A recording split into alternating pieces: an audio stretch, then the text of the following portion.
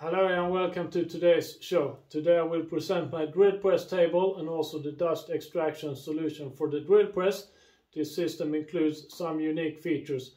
I will start this with a basic overview and then we'll go more into details about those features after that. The table is made out of 2 layers of 15mm Baltic birch that are glued and screwed together. On this model the table is fixed, and to change the height you raise and lower the drill head. The table is screwed onto the base of the drill press using these 4 screws here. In the center I have a sacrificial piece, and these can easily be exchanged for new ones when it gets worn out. As most other drill press tables, mine also has a movable fence. This fence doesn't sit in T-tracks, instead I have these through tracks, and then I have the locking interface on the underside instead. I will show you more about this later. The reason for not using T-tracks here is that they easily get filled with chips from the drilling, and then you can't easily move the fence. This cutout in the fence that you see here, that is for the chuck to not collide with the fence when I drill close to it. This fence has an integrated reinforcement that makes it possible to have it really thin in this section here and nothing on the back side. I will show you more about this later. This means that it's possible to push the fence all the way back to the rear column of the drill press and lose a minimum amount of available throat depth.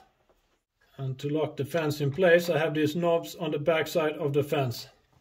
The stack up for the knob locking mechanism looks like this, and here is something that you don't see every day maybe. It's an axial bearing, a thrust bearing, and I will explain the advantages with this later. To clamp my workpieces or jigs to the drill press table I have these recessed T-tracks at a few positions. If you wonder why I have T-tracks here but not for the fence, well, I don't clamp my workpieces very often at the drill press, and when I do I can clean out the tracks. But the fence I use every day, so here I don't want to have tracks that I need to clean out. You who have seen some of my videos knows that I'm a big fan of these Festool rail clamps and also the micro-jig dovetail clamps. But at the drill press table this is actually not my preferred clamping solution. Having these protruding upwards, they easily collide with the dust extraction or the drill head or the operating handle. My preferred clamping solution are instead these. It's a welding plier or welding clamp. I got this inspiration from my friend Daniel, who was the first one to use it on the drill press table that I saw. So this metal piece slides in the T-track and then it locks in place, pretty much like a normal toggle clamp. These welding clamps has a very wide range from 0 to about 90mm, and they're really quick and easy to adjust for another material thickness. You just turn this knob here in the back until you touch your workpiece, and then another half turn to set the pressure. They are also rotatable if you need to reach another spot on your workpiece. If you're used to this type of half crappy fiddly hold downs, you will be amazed how much better these are in just about every aspect. The T-track here in the back is primarily used for attaching this clamping jig. This jig is used in many more applications in the shop. I will not go through this jig in detail, but I will show you a few examples how I use it at the drill press table. This clamping jig I attached with rail clamps. I didn't want to use them at the front since here they collided with everything, but back here they don't interfere with anything. If I quickly mention a few usages of this clamping jig at the drill press table, number 1 is to use it like this as an extra tall fence, and then I just hold my workpiece against it and drill my holes. I also have the option here to clamp my workpiece against this clamping jig. Maybe not necessary for that simple piece I just showed, but for more irregular shapes and strange angles, these clamping options can be very handy. There is a good reason behind this chamfered edge on the jig. If I instead made it with a straight top surface at this level and want to drill into something that's lower than that, this piece of wood for instance, I would quite quickly run into problems that the chuck collides with the top of my jig. But with this chamfered edge I can push the jig to a position that's suitable for my material height, clamp it in place, and now I can drill without any collision problems. You might wonder why I don't have a fancy red T-track on the fence and a stop block and so on. For the things that I build and the way I'm building my things, I very seldom need a stop block on the drill press. That's why I didn't add any T-tracks and so on. But for the times when I need a stop block, I have this very simple T-shape. It has the same cutout as the fence for the chuck. Then I just slide this to the position where I want to have it and clamp it in place. Final thing I want to show you in this basic overview is my dust extraction solution. This is the parking position for it, and it's not interfering with anything in this position. Then when I want to use it, I loosen this knob, and this construction slides on this metal bar, and then I lock it in height and rotation using this knob here. At this end I have a piece of a drainage tubing that goes through a wooden bracket attached to this metal bar, and at the end of the tubing I have a piece from a Makita trim router. And to use this I slide it down to my piece of wood and rotate it to be in position. Then I insert my vacuum hose here and I'm ready to go.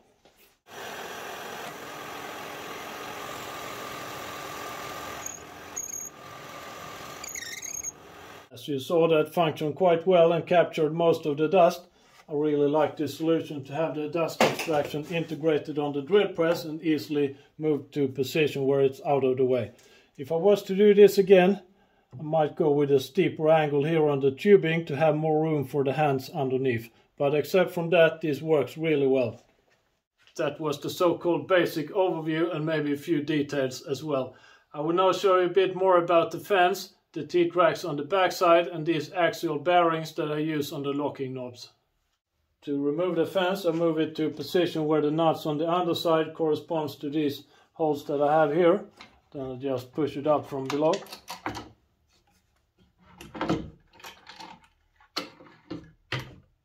With the fence removed, we can now take a look on the secret magic that I use to keep it straight over its length, and it's this routed in metal bar. It's 20 by 10 millimeters and it's running across the entire length of the fence. It may have stayed straight without it, but in this section here where I have no other support, it feels like a good safety to have this routed in metal bar. To attach the bar to the fence, I made these threaded holes at 5 positions, and then on the front side of the fence I have these countersunk machine screws. I will now mention a bit more about these axial bearings that I briefly showed before. In some situations and positions in the shop, it could be problems to get a full torque on the locking knob like this due to ergonomical reasons.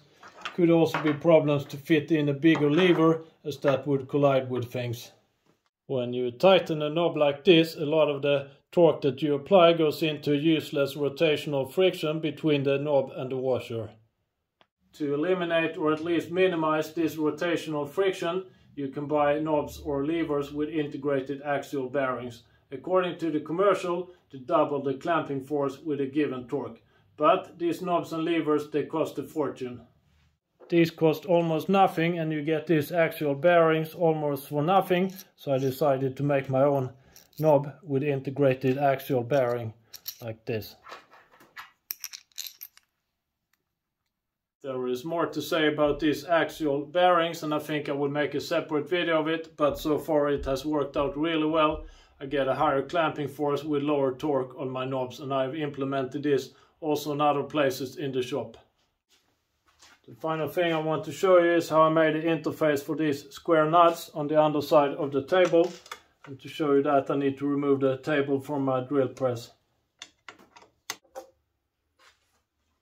This is what the underside of the table looks like, and I have screwed 2 L-shaped profiles of metal on each side.